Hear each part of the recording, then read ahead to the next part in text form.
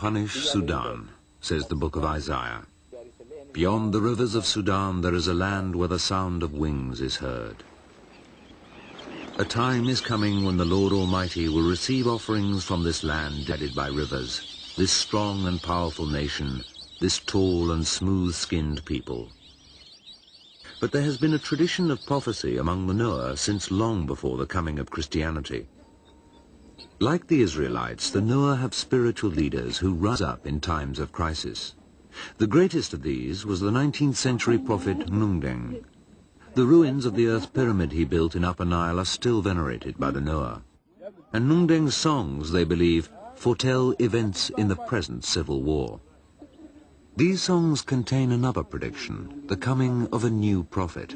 Many Nuer believe he's already here, in the person of a young man named Wunyang.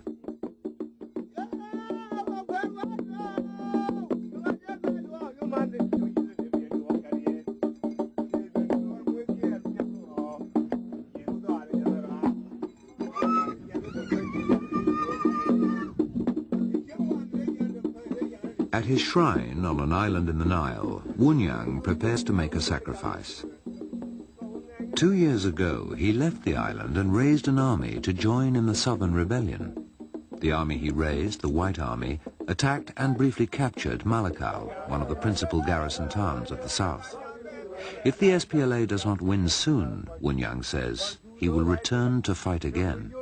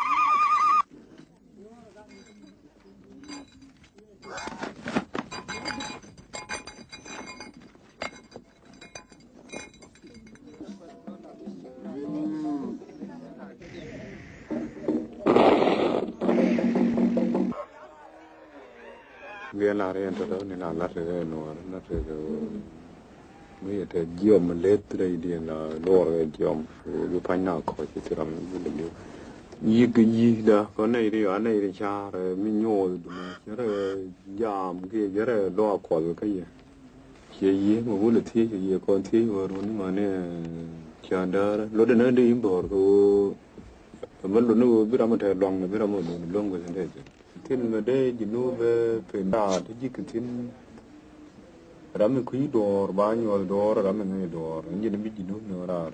Kie te ko kod dem bi kamera ban jinu.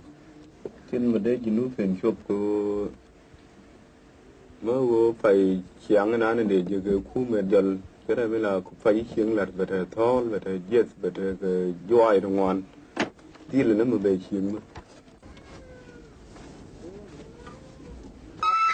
Kala ko mo ga yang mi bi lo wa yang ngok na yi ro. Yok diye ha çok. Kan yok. Ne mağara canı patim. Doğru kan yok. Ben bir koyuna kuyda. Geliyor lan harcağını da bu. Geliyor lan harcağını da bu. Geliyor lan harcağını da bu.